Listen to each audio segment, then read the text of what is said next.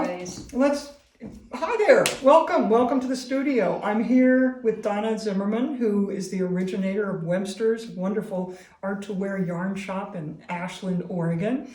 And she's my collaborator on this awesome coat project. So Dona and I want to talk to you for a few minutes about how that went, because it's been an awesome collaboration with journey. Yes, absolutely, because she's an amazing knitter, which I am not.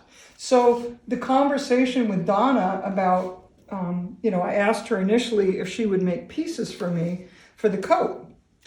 And I gave her a little map of shapes and sizes of pieces, thinking this is what I want. And I loved watching you get excited about what could happen and what you could make. We could have gone on forever and ever. We started with these little pieces so that I could learn what Diane was thinking, and she could learn about the knitting and what I was thinking, and how many amazing possibilities beyond anyone's belief that could bring. I love that, because we met in the store, we met in Webster's, and we spread out all this yarn, and I had the fabric, and there were so many possibilities, it was kind of overwhelming. And in the back of my mind, I'm thinking, how am I going to make these pieces talk to each other? That's what I'm thinking. Yes, the conversation. Exactly. Yeah. And I loved learning things about knitting from Dona, because she'd say, no, that's about gauge. No, I could do this, I could do this. And I loved hearing you get excited about it. You have serious vocabulary now.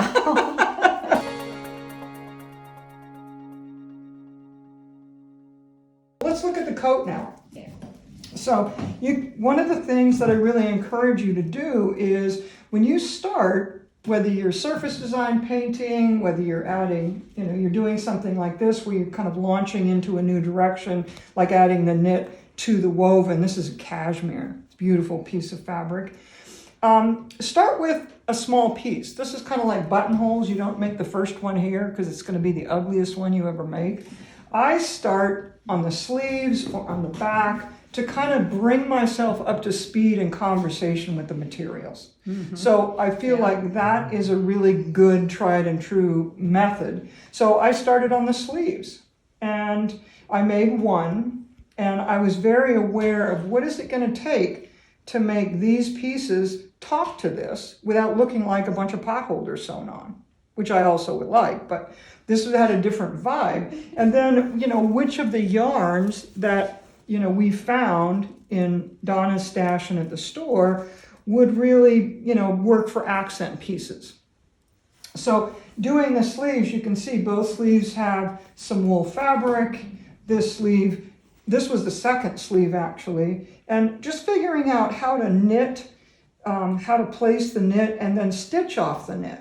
This was something that I thought was wonderful when Diane said, let's just run some yarn, some pieces of fabric through the knitting. And so knitting's very open, and it accepts that. It does. And yet it gave it such wonderful definition. I think there's this piece right another in example here of that right there. Where it lends itself. So knit fabric really drapes. And look at this. Yeah. So this was, and what I loved was Dona would say, do you want that edge to roll? Do you want that to be straight? Do you want that to, it was like, oh my gosh, too many choices. So, I wanted it open enough, of a weave enough, that it would waterfall kind of drape like this. Yeah. And we got that. And I got that. Yeah. And, what she's mentioning here is the same thing I've done up here and on the backs of the sleeves. This is actually a really cool thing. So this is a single knit piece of fabric right here. And I cut strips, pulled them like this to get them to roll. And then I poked them in from the back side. And then I whip stitched over the top with one of the yarns that we're using. So that was a way, the minute I did that, I realized, okay, now there's an integration, there's fabric over the top of the knitting, and that's kind of one of the things I felt like it really needed. So that was exciting. I also left, to relate to this, I left opening so that, there's a little more movement in the pieces and they're not just attached down. I also decided to leave the underarm of the pattern open. I forgot to mention in the beginning, this is the Cacicedo pattern. And so I knew kind of what direction I was going. But as I work, you can see I've got stitching here, which is kind of balancing. I was kind of asking Donna if maybe we could come up with one more piece that might go here to kind of balance how heavy this piece is on the other side. So that's what I'm playing with right now. So how has this been, how does this make you think about knitting? Does it make you want to do more of this? Make you go, thank goodness we're done, I'm going to go back to what I was doing?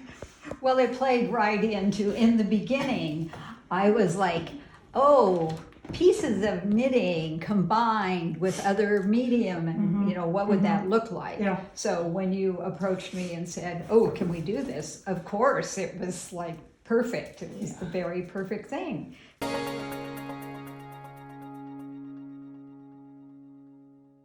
Now, because I want to repeat the openness of that in something that's fairly heavy. And it also gave me the idea that I would pleat the fabric in the bottom like this to kind of give it a little more shape again.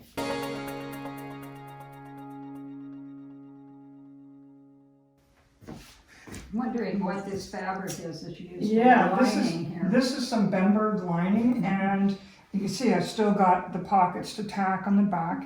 And because the armhole is open like that, I wanted to, I always think about, am I going to interface this thing, but I like the front just being the fabric. So I've got a bagged lining just in the back. And see, it's so nice and slippery. Make it easy to get off Makes and on. it easy to get off and on. Very Exactly. good. Yes. And I lined the sleeves. So the sleeves also have that same lining, and it's bagged to the wrist, so that it's not going to pull. But when you put on a garment, think about what do you want finished. And oftentimes with something that's fuzzy like this, it's harder to get it on if there's not a smooth piece of fabric in the back. Yeah, so I wanted the lining in the back only.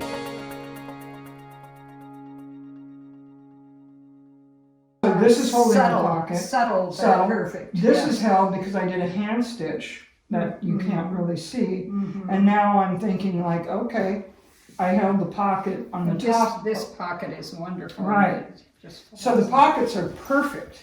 They're in the perfect place, but now they both need a little bit of finishing to hold the pockets. So sometimes it's like you want to take the detail, like I want the pockets. I want these nice big pockets right here, but I don't want to have a pocket shape on the front of this.